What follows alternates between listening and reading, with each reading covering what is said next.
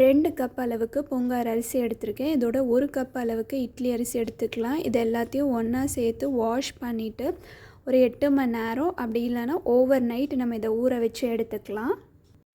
பாரம்பரிய அரிசி எல்லாமே நிறைய நேரம் ஊற வச்சு செய்கிறது தான் சிறந்தது. இதுக்கப்புறம் நம்ம 1/2 கப் அளவுக்கு கருப்பு உளுந்து எடுத்துக்கலாம். இதோட 1 ஸ்பூன் அளவுக்கு வெந்தயமும் சேர்த்துட்டு இதையும் நல்லா வாஷ் பண்ணிவிட்டு 6லேருந்து 8 மணி நேரம் ஊற வச்சுக்கலாம். கருப்பு உளுந்து ஊறுறதுக்கு டைம் அதிகமாக எடுக்கும்.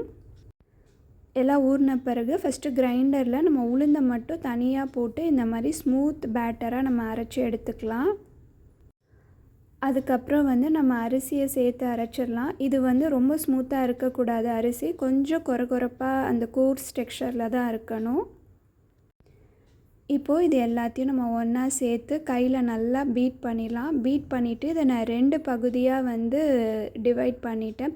ஒன்று ஸ்வீட் வெர்ஷன், இன்னொன்று சால்ட் வெர்ஷன். நான் எக்ஸ்ட்ரா தண்ணியோ உப்போ இப்போ எதுவுமே நான் சேர்க்கல. இதை அப்படியே நம்ம ஃபெர்மெண்ட் பண்ண விட்டுடலாம்.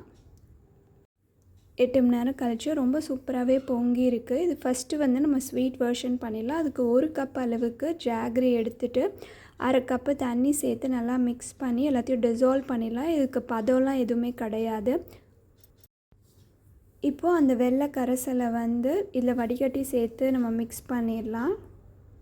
இதோட 1 ஸ்பூன் அளவுக்கு ஏலக்காய் தூளும் கொஞ்சமாக ஷ்ரெட்டட் கோகோனட்டும் நம்ம இதோட சேர்த்து நல்லா மிக்ஸ் பண்ணிடலாம்.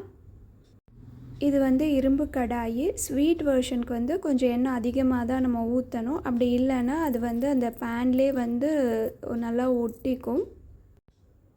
சைடெல்லாம் வெந்த பிறகு தான் நம்ம திருப்பணும். அதே மாதிரி ஸ்லோ ஃப்ளேம்லேயே தான் நம்ம எப்போதுமே குக் பண்ணணும். அடுத்து சால்ட் வெர்ஷன் பார்த்துடலாம். இதில் நான் கொஞ்சமாக தண்ணியும் உப்பும் சேர்த்து நல்லா மிக்ஸ் பண்ணிக்கிட்டேன். ஒரு கடாயில் கொஞ்சமாக எண்ணெய் ஊற்றி கடுகு, பொடியாக நறுக்கின சின்ன வெங்காயம், கொஞ்சமாக கருவேப்பிலை, கொத்தமல்லி, அதுக்கப்புறம் தேங்காய் எல்லாத்தையும் சேர்த்து நம்ம நல்லா ஒரு 2 நிமிஷம் வதக்கிக்கலாம். வதக்கிட்டு இந்த மாவுலேயே இதை சேர்த்து நல்லா மிக்ஸ் பண்ணி இதையும் நம்ம பணியார கல்லை ஊற்றி எடுத்துடலாம். இதுக்கு எண்ணெய் ரொம்ப ஜாஸ்தியாக தேவைப்படாது. இதுக்கு தொட்டுக்கிறதுக்கு தக்காளி கார சட்னி ரொம்ப சூப்பராகவே இருக்கும். இது நம்ம கிட்ஸ் ஈவினிங் ஸ்நாக்ஸாக நம்ம ஸ்வீட் வெர்ஷனை செஞ்சு கொடுக்கலாம். அப்படி இல்லைனா ஸ்கூல் ஸ்நாக்ஸாக கூட நம்ம செஞ்சு கொடுக்கலாம். இது பெண்கள் அரிசின்னு சொல்லுவாங்க. இல்லைனா கால்சியம், அயன், ஆன்டி ஆக்சிடென்ட்ஸ், அது தவிர ஹார்மோனல் பேலன்ஸையும் இது ரொம்ப நல்லாவே சப்போர்ட் பண்ணும் இந்த அரிசி. உங்களுக்கு இந்த ரெசிபி பிடிச்சிருந்தா கண்டிப்பாக ட்ரை பண்ணி பாருங்கள். இனி வேறு ஒரு வீடியோவில் பார்க்கலாம். தேங்க்ஸ் ஃபார் வாட்சிங் அண்ட் ஹாப்பி குக்கிங்.